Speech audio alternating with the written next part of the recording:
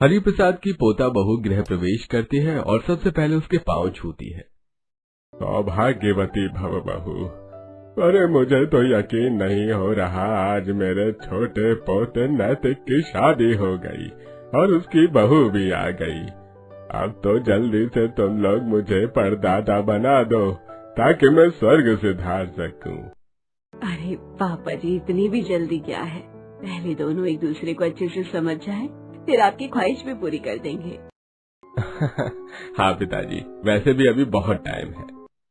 अरे कहाँ टाइम है मेरे पास, 1-2 सालों में 80 साल का बुढ़ा हो जाऊंगा और जब तक नहीं रहा तो मैं कितना खुश नसीब होगा कि पोते का बच्चा देख पाऊंगा। और ये बात मैं तुझे भी बोल रहा हूँ विक्रम। ठीक है दादाजी, ठीक है। पीहू बहू, अब तुम घर की सदस्य हो तो सबसे मिल लो। ये तुम्हारी जेठानी सुनीता, ये बच्चों की चाची मौसी है, तो तुम्हारी भी एक तरह से सास हुई। पापा जी से तो तुम मिली हो। जितेंद्र चाचा हैं ये तुम्हारे दोनों नंद, प्राची और मोनिका, और ये तुम्हारा छोटा निखट्टू देवर कबीर। हाय भाभी। बाप रे, इतने सारे लोग, इतने सारे सास ससुर, इनके पैर छूते छूते तो मेरी कमर टूट जाएगी। थैंक गॉड, ये सब शादी में आए लोग हैं, बाद में तो चले जाएंगे और मैं अपनी छोटी सी फैमिली ननद, देवर, मम्मी पापा जी के साथ रहूंगी। कोई बात नहीं पियो, 1-2 दिन में ये लोग चले जाएंगे, तब तक जी हजूरी कर ले। जी नमस्ते चाची जी, नमस्ते बुआ जी, नमस्ते चाची जी, मौसा जी, चाचा जी। हे भाभी, चलो चलो हमारे साथ गृह प्रवेश वाली सेल्फी लो, हमें अपने इंस्टा पर अपलोड करनी है। हाँ भाभी भाभी, प्लीज प्लीज। तभी प्राची और मोनिका अपनी नई भाभी के साथ फोटो खींचकर इंस्टा पर अपलोड कर देती हैं।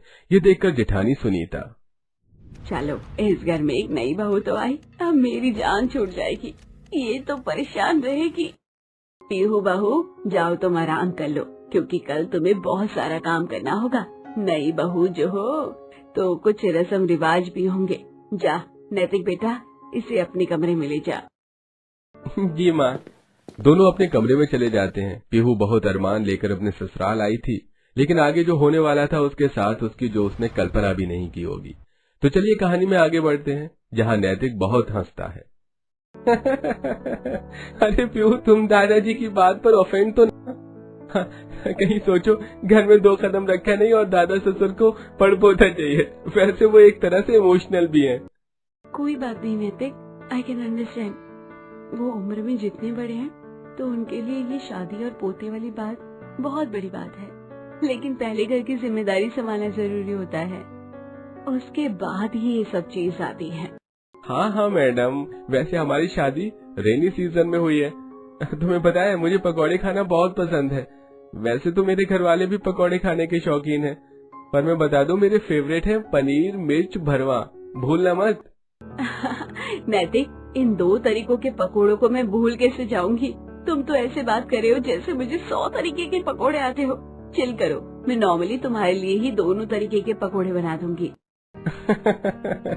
डार्लिंग, तुम 2 तरीके के पकौड़े तो बना दोगी, लेकिन कल जो होगा वो तो मेरे को भी नहीं पता, बाकी माफ करना। फिर दोनों पति पत्नी आराम करते हैं। अगले दिन बहू नई नवेली दुल्हन की तरह तैयार होकर सबके पैर छूती है। तभी खिड़की के बाहर तेज झमाझम बारिश होने लगती है। हॉल की सारी खिड़कियां अपने आप खुल रही थीं, बंद हो रही थीं। तेज हवा से पर्दे उड़ रहे थे। ये देख सभी ससुराल वाले खुश हो जाते हैं और दोनों नंद देवर खिड़की बंद करते हैं। अरे वाह, सुबह सुबह बारिश, अब तो मूड और भी अच्छा हो गया। इसी बात पर बहू हम सबके लिए नाश्ते में चाय पकौड़े बना कर ले आओ। हाँ बहू, अच्छे अच्छे 100 तरीके के पकोड़े बना कर लाओ। हाँ बहुत, 100 तरीके के पकोड़े बना दो। माँ जी, मौसी जी, आप मजाक कर रहे हैं ना? 100 तरीके के पकोड़े कौन खाएगा यहाँ पर तो 100 लोग भी नहीं हैं, तो फिर? ए बहुरिया, तुम हमका हल्के में ना लो, हम सब मिलकर 100 पकौड़े खा लेते हैं। और हम थोड़े विभिन्न प्राणी हैं, हमारे पकौड़े शुद्ध आयुर्वेदिक बनाना। अरे रुको, हम तुमको तुलसी और नीम ला कर देते हैं, हमारे लिए तो यही पकौड़ा बनाना। अब आएगा कहानी में मजा। एक नया मोड़। मुझे पता है बहू, 100 पकौड़े सुनकर तू घबरा रही होगी, लेकिन घबराने की कोई बात नहीं है। तेरे ससुराल वाले 100 तरीके के पकोड़े रोज रोज खाते हैं, और वो भी सिलबट्टे की चटनी वाला। तो जा बहू, तो 3 तरीके के सिलबट्टे की चटनी बना देना, जैसे कि अनारदाना, पुदीना और धनिया। लेकिन माँ जी, 100 तरीके के पकोड़े होते कहाँ हैं?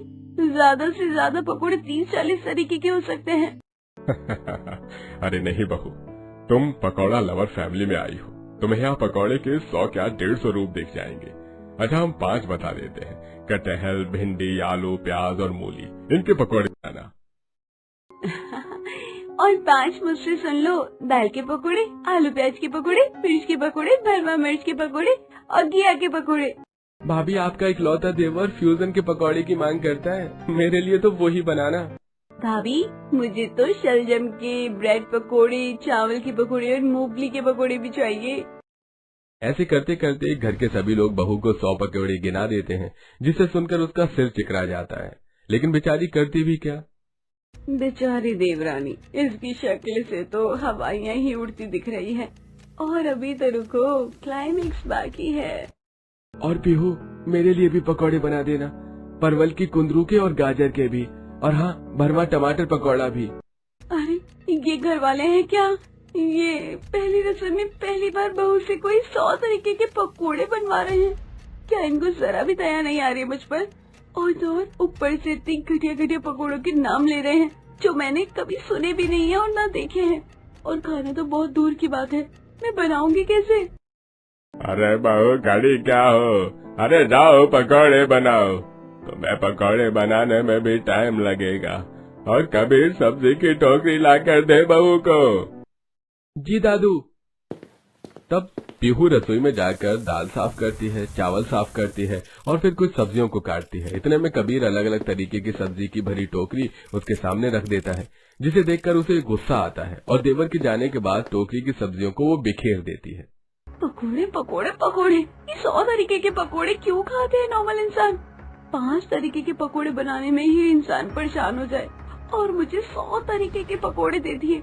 कितनी सारी सब्जियां हैं, और कुछ तो इतनी गंदी बेकार सब्जी है, कभी खाई नहीं। शर्म नहीं आती मेरी ननद को कि झूठ मूठ के बहाने या मेरी मदद करवाने आ जाए। 2-3 प्याज छिल देती तो क्या आता, लेकिन माँ जी ने तो रोज रोज बोला है मेरी जेठानी भी नहीं आई। पीहू को 100 तरीके के पकौड़े बनाने के लिए काफी घंटे तक अलग अलग सब्जियों को काटना पड़ता है। बेसन घोलती है और 2 चूल्हे पर बड़ी कढ़ाई चढ़ाती है, जिसमें 100 तरीके के पकौड़े बनाना शुरू करती है। दूसरी तरफ सिलबट्टे पर धनिया मसाले पीसती है। अयो, मेरा तो इतने में ही दर्द हो गया हाथ, और अभी चटनी को भी पीसने के लिए 15 मिनट की मेहनत और करनी है। ऐसा करती हूँ, घर से जो मिक्सी मिली है उसमें चटनी बना लेती हूँ। पीहू उठकर मशीन निकालने लगती है कि लता आती है। अरे बहू, ये क्या कर रही है? अरे हम सिलबट्टे की चटनी ही खाएंगे, मिक्सी की चटनी में वो स्वाद कहाँ हाथ वाला जो इन पत्थरों को रगड़ने पर आता है। माँ जी, मेरे हाथ में दर्द हो रहा है। इतने सारे पकोड़ों की सब्जी काटते काटते। मिक्सी में भी तो बहुत टेस्टी बनती है ना माँ जी चटनी? नहीं बहू, चटनी तो सिलबट्टे पर ही बनानी पड़ेगी तुझे। अपनी फटाफट बना ले, वैसे भी बहुत देर हो चुकी है। तब सास एक पकौड़ा उठाकर चरती है। हाय हाय, ये कैसे गंदे पकोड़े बना रही है बहू, इसमें तो नमक है नहीं। अब इतने सारे पकोड़े बनाने हैं तो नमक का अंदाजा तुझे होना चाहिए। ऐसा कर, 4 चम्मच और नमक डाल दे इनमें। जी माँ जी। अरे बहू, बारिश हो रही है, बहुत देर हो गई, चटनी पकौड़े लाओगी? ये बारिश बंद हो जाने के बाद ही दोगी क्या? लाई पापा जी।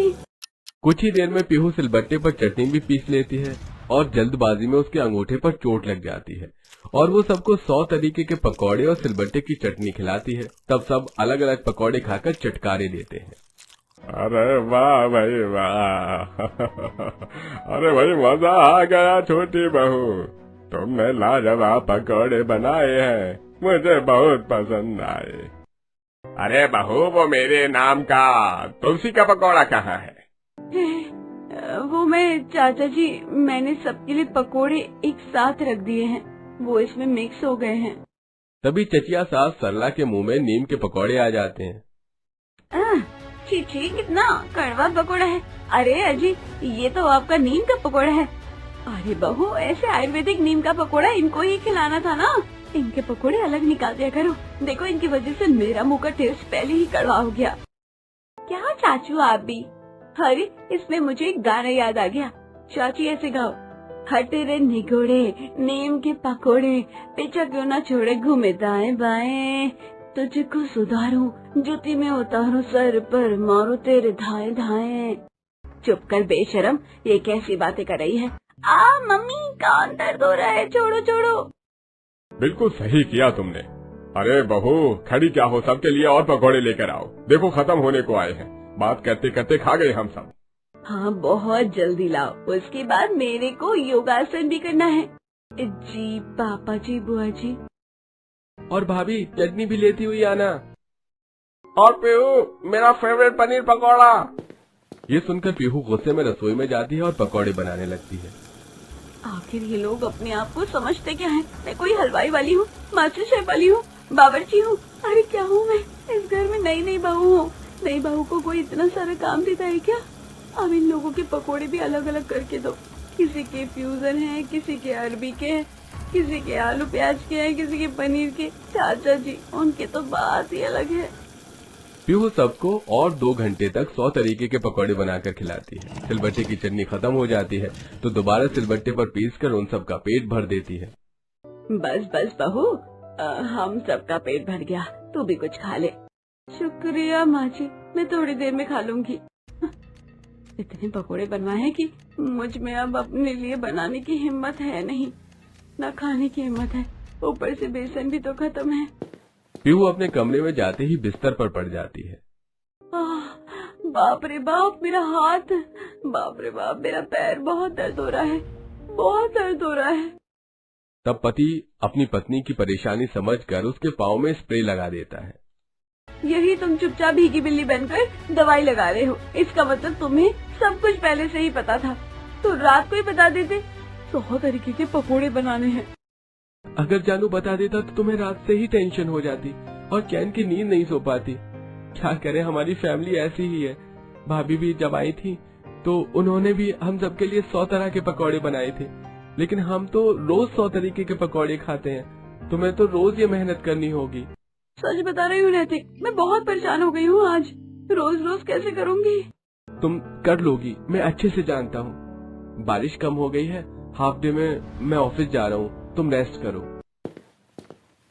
तब नैतिक और बाकी लोग अपने अपने काम पर चले जाते हैं। अगले दिन भी सास ससुर बहू से 100 तरीके के पकौड़े बनवाते हैं और वो बेचारी बनाती भी है। हफ्ता गुजर जाता है, फिर धीमी धीमी बारिश हो रही थी। ससुर अखबार पढ़ रहा था, दादा ससुर टीवी देख रहा था, चाचा घर में पौधों की पत्ती तोड़ रहा था, वहीं बुआ चाची योगासन कर रहे थे। तब बहू सबके लिए चाय लेकर आती है। माँ जी, पापा जी, चाय। वो आज भी 100 तरीके के पकोड़े नहीं बनाए। मैं सोच रही थी क्यों ना आज हम समोसे खाएं, बारिश का मौसम है। मैं समोसे बाहर से ऑर्डर कर देती हूँ। अरे बहू, ये तुमने क्या कर दिया? अरे समोसे हम खा लेते, लेकिन बहू समोसे बाहर के होते हैं और पकौड़े खाना हमारे घर का रिवाज नहीं है। हम 100 तरीके के पकौड़े ही खाते हैं। अब जाओ, तुम बना कर लाओ। हाँ बहू, नहीं बनाओगी तो हम वैसे भी पकोड़े खाने के लिए तड़पते रहेंगे। ये लो बहू, ये मैंने अभी अभी ताजे पत्ते तोड़े हैं तुलसी और मेथी के। ये तुलसी पत्ते डाल दो बहू, फिर हल्दी, नीम और सौंठ का पाउडर भी। ये पकौड़ा शरीर शुद्ध करता है। बताओ क्या जमाना आ गया है, अब पकोड़े से शरीर शुद्ध हो रहा है। हाथ है, आयुर्वेदिक की प्रयोगशाला बन गई हूँ मैं। बहुत ज्यादा सोचो मत, शरीर का स्वस्थ होना पहला धर्म है। भाभी, मैं आधे घंटे बाद लाइव जाने वाली हूँ इंस्टाग्राम पर, जल्दी से पकोड़े बनाकर ले आओ। एंड बहू, डोंट फॉरगेट सिलबट्टा चटनी। आज मुझे लाल मिर्च और लहसुन की चटनी चाहिए पकौड़ों के संग।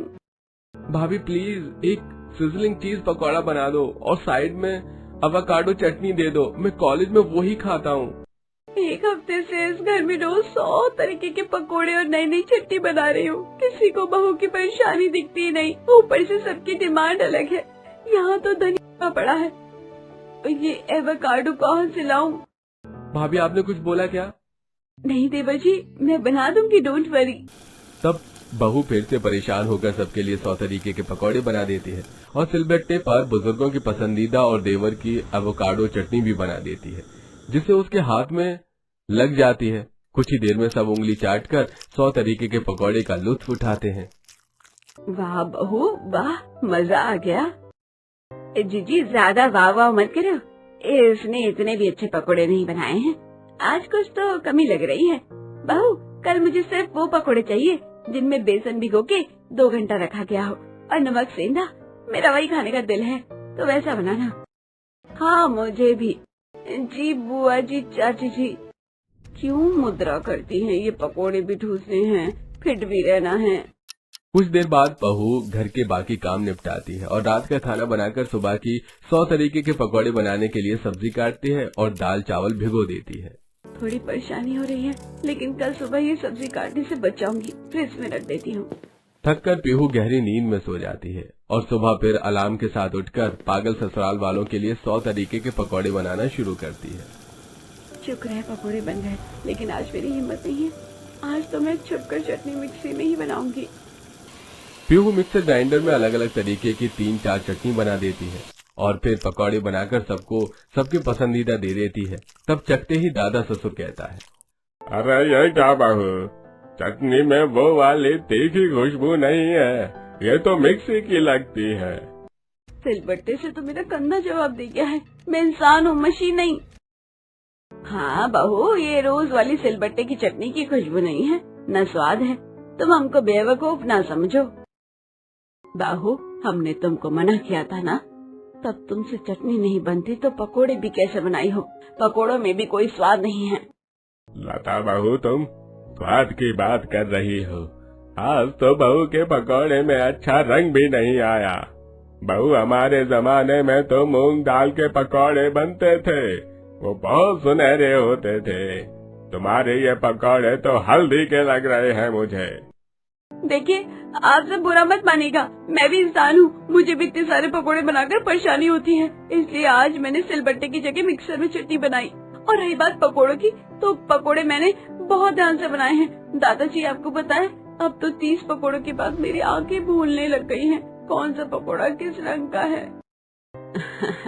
अरे बहू तुम तो इतनी तेज हो, 100 पकोड़े बनाते बनाते ही फाइन आर्ट्स में डिप्लोमा ले लो, तो ऐसे थक गई आज। नंद पकौड़े की फोटो लेते हुए कहती है, भाभी जरा उस फूल के साथ पकोड़े थोड़े और सेट करो ना, ये लाइटिंग में मोड नहीं आ रहा है, मुझे एक अच्छी फोटो क्लिक करनी है। और हाँ, कल वाला ब्रेड चीज पकोड़ा फिर से बनाना, हमारी रील पे 50 के व्यूज आ गए, धीरे धीरे आपके पकोड़ों से हम अच्छे फॉलोअर्स गेन कर लेंगे।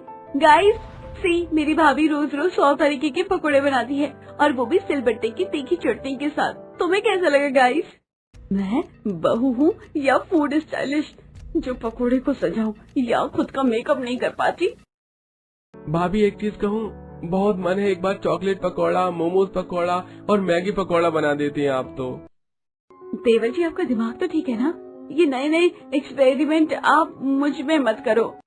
अरे क्या हो गया देवरानी जी, मैंने भी देवर जी के लिए अलग अलग तरीके के पकोड़े बनाए हैं, अगर उसका मन कर रहा है तो बना दो, कोई बात नहीं, मैं तुम्हारी थोड़ी मदद करवा दूंगी, लेकिन बाजार से सामान तुम लाना। जी जेठानी जी। ऐसे वक्त गुजरता है, पीहू बाजार जाकर 100 तरीके के पकौड़े बनाने का कुछ न कुछ लाती रहती थी और जिठानी उसके सामने मदद करने का बहाना करती थी। बाकी सारा काम बेचारी पीहू ही करती थी। एक बार तो बहू जानबूझकर पकौड़े से जान छुड़ाने के लिए सबको तेज मिर्च के 100 तरीके के पकौड़े बनाकर खिलाती है। चटोरे ससुराल वाले उसे भी खा जाते हैं। एक दिन बहू सिलबट्टे की चटनी बनाकर फिसल जाती है, ये देख घर के लोग मजाक उड़ाते हैं। गाइस भाभी की रेसिपी, स्टेप 1 सिलबट्टा पकड़ो, स्टेप 2 खुद को संभालो और स्टेप 3 बैठो बतख बनके। बहू हमारे टाइम पे तो सिलबट्टा फिसले तो हम उसे भी डांट देते थे, इस सिलबट्टे से ज्यादा इज्जत तो घर में तुलसी को मिलती है, इसे तो रोज नहलाओ, घिसो, पूजो और फिर कहना बहू और चटनी बनाओ थे। देख बहू, सिलबट्टे से पीसी हुई चटनी में प्राण होते हैं, मिक्सी वाली में तो आत्मा भी नहीं होती। और भाभी अगर चटनी में जान डालनी है तो खुद के हुई चटनी मत बना लेना। यहाँ मैं परेशान हूँ, 100 तरीके के पकोड़े और चटनी बनाकर गिर गई, लेकिन आप लोग हंस रहे हैं। सच में आप लोग बहुत बेकार हैं। जब मेरा पति ऐसा है तो आप लोग भी मेरी क्या ही कदर करोगे। बहू रोते हुए कमरे में चली जाती है, लेकिन ज्यादा किसी को फर्क नहीं पड़ता। कुछ ही देर बाद उमेश का दोस्त आता है। सास उसे फिर से 100 तरह के पकौड़े बनाने को कहती है, और जब बहू थक कर 100 तरीके के पकौड़े लाती है तो उसे खास इंसान को देख हैरान हो जाती है। अरे आप पीहू, तुम यहाँ पर? तुमने ये क्या हालत बना रखी है? स्कूल में काफी काबिल टीचर थी, तुम्हारे प्रोफेसर बनने के सपने को क्या हुआ? प्रिंसिपल साहब, वो तो पकोड़े तलने में गया। मैं तो समझा हम रिश्तेदार हैं, लेकिन तुम तो मेरी बहू को जानते हो। बहू टीचर थी। हाँ, वो बहुत अच्छी टीचर थी स्कूल में। उसका सपना था प्रोफेसर बनने का, लेकिन शायद तुम लोगों ने उसके सपने को कभी समझा नहीं। हालात से ही पता चल रहा है। और कितने सारे पकौड़े? बहू, तुमने ये बात हमें क्यों नहीं बताई? सोचा था शादी की कुछ रस्म होने के बाद आप लोगों को जल्दी बता दूंगी, लेकिन इस रोज 100 तरीके के पकौड़े और सिलबट्टे की चटनी ने मेरे सारे अरमान को पिसवा दिया। अरे बहू, मुझे माफ कर दे। हमने तेरी पहचान को सिर्फ किचन तक सीमित कर दिया। हम सोचते थे हम पकौड़े खा रहे हैं, पर हमने उसका आत्मविश्वास ही खा लिया। I am also sorry Pihu. देखिए, अब जो भी हुआ है, लेकिन मेरी बहू प्रोफेसर बनेगी, ना कि हमारे घर की बावर्ची। हाँ, थैंक यू प्रिंसिपल साहब, आपके आने से मुझे सहारा मिला। मैं खुश नसीब हूँ कि ससुराल में हूँ। और एक बात कहूँ माँ जी, पापा जी, मैं 100 बच्चों को पढ़ा सकती हूँ, लेकिन अब और 100 तरीके के पकोड़े नहीं बना सकती। कोई बात नहीं भाभी, आपसे हम सब मिलकर बना लेंगे और आपको खिलाएंगे। बैठिए। इस तरह पीहू के ससुराल वाले उसकी खूबी को समझ जाते हैं और उसे पकौड़े बनाकर भी खिलाते हैं।